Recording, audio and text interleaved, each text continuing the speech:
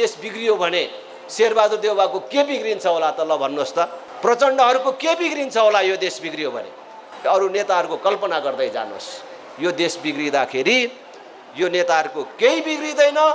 यो देश बिग्रियो भने तपाईँ युवाहरूको भविष्य बिग्रिनेवाला छ। त्यसैले युवा साथीहरूलाई भन्न चाहन्छु, ढिलो भइसक्यो। अघिल्लो पुस्ताको त भविष्य बर्बाद भयो, यसै सक्यो उसै सक्यो।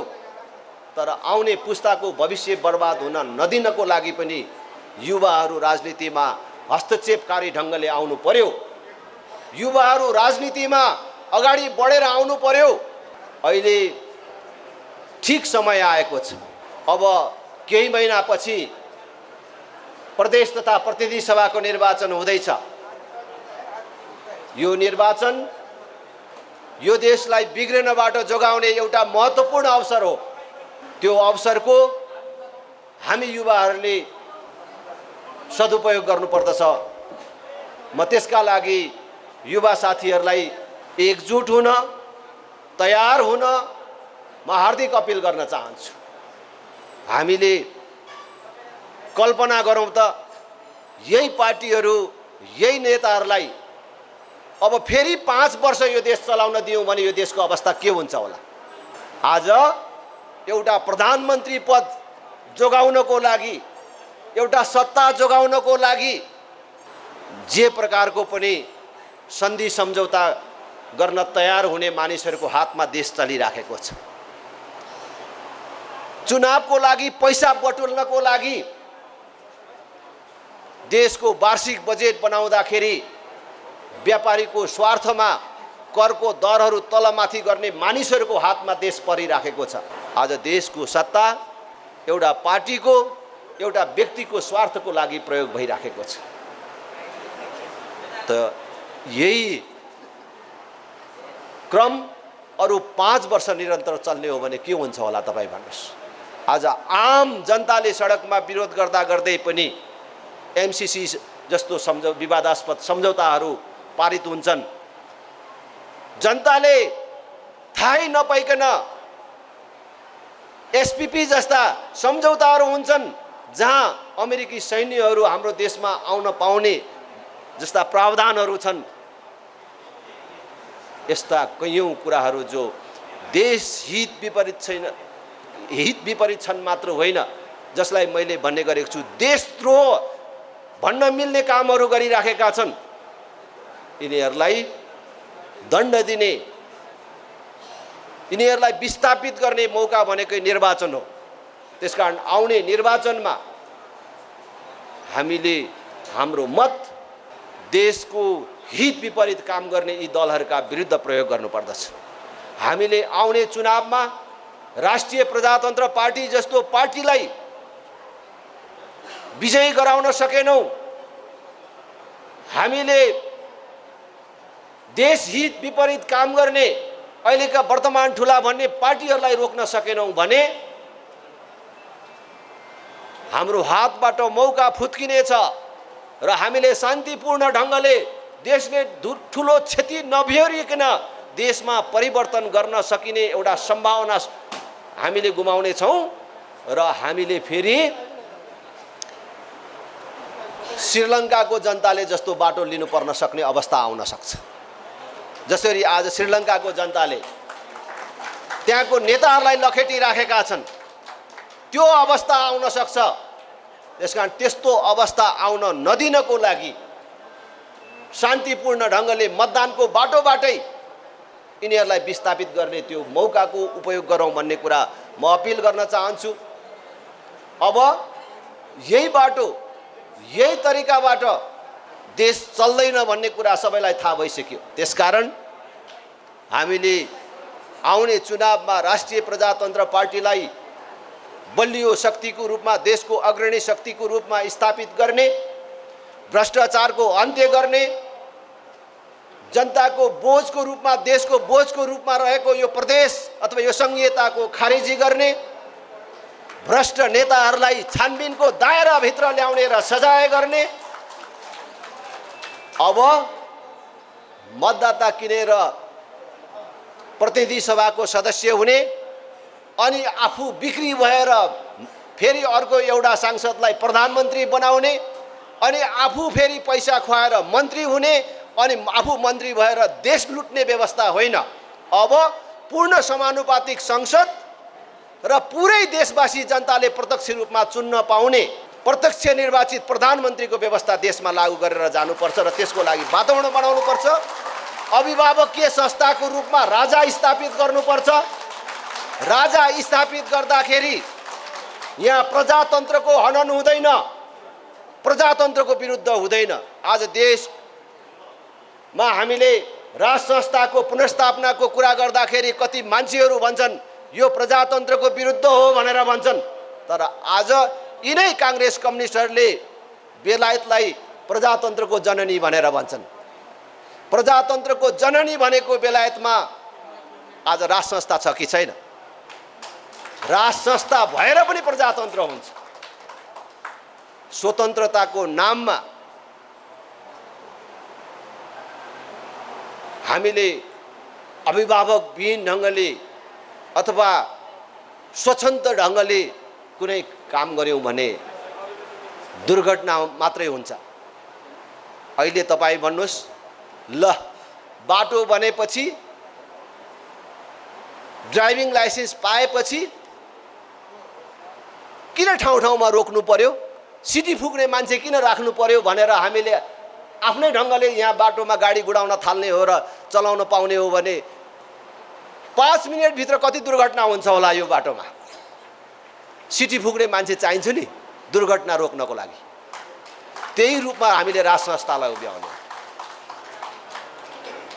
त्यसकारणले हामीले राजाको कुरा गर्दाखेरि कसैले डराउनु पर्दैन। हामीले राजा रहेर पनि देशलाई बलियो प्रजातन्त्र दिन सकिन्छ। हामीले हाम्रो सनातन मूल्य मान्यता परम्पराको रक्षा गरेर पनि देशलाई संसारको समृद्ध देश बनाउन सकिन्छ। आज तपाईहरु युवाहरूले जान्न जरुरी छ,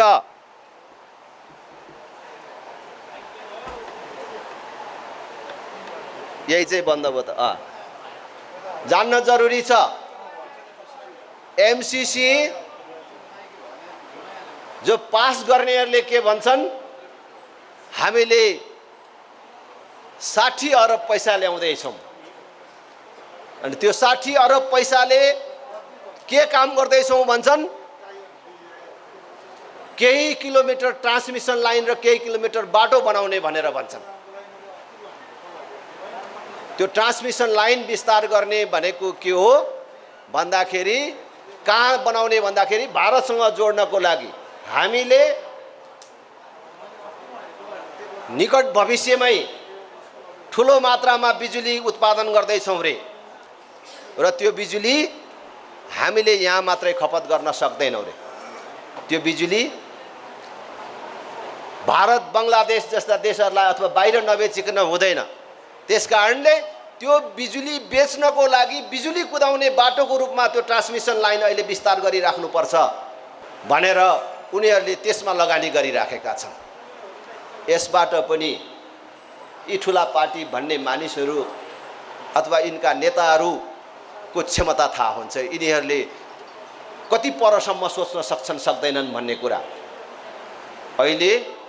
अहिलेको स्थितिमा हेर्दाखेरि भारतमा ऊर्जा समस्या छ, भारतलाई बिजुलीको खाँचो देखिन्छ।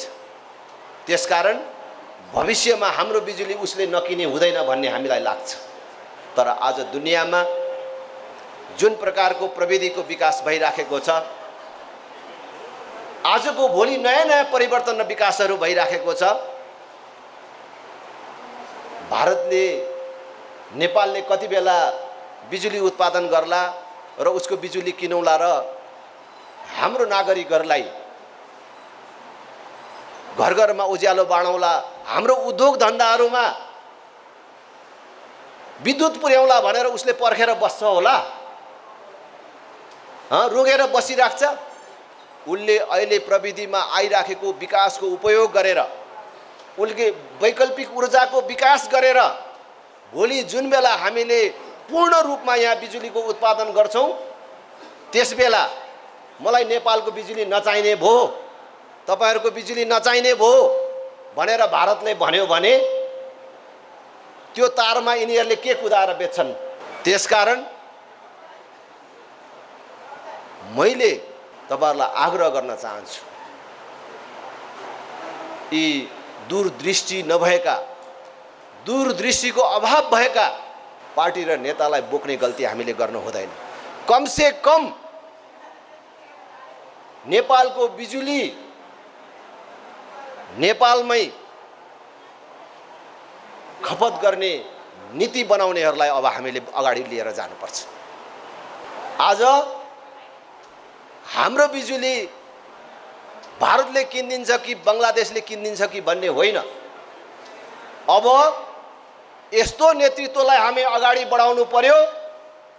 हामी अब नेपालमा चुलोमा बाल्ने ग्यास ल्याउने होइन, अब ग्यासले चुलो बाल्ने होइन, अब बिजुलीले चुलो बाल्ने, बिजुलीले भात पकाउने व्यवस्था गर्ने।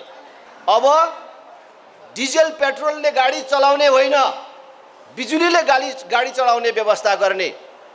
नेपाल भित्रै ठुलठुला उद्योग धन्दाहरूको स्थापना गर्ने, जसले नेपालमा ठुलठुलो उद्योग धन्दाहरूको स्थापना गर्छ, जसले हजारौं मान्छेहरूलाई रोजगार प्रदान गर्ने उद्योग स्थापना गर्छ, त्यसलाई संसारको सस्तोमा बिजुली दिने भन्ने नीति ल्याउने र देशमै औद्योगिकीकरणको विकास गर्ने, देशमा डिजेल पेट्रोल ग्यास लगायतका इन्धन आयातहरू घटाउने समाप्त गर्ने दिशातर्फ लाने र हाम्रो बिजुली हाम्रो देशमै खपत गर्ने योजना बनाउने पार्टी र नेतालाई अब हामीले अगाडि सार्नुपर्छ।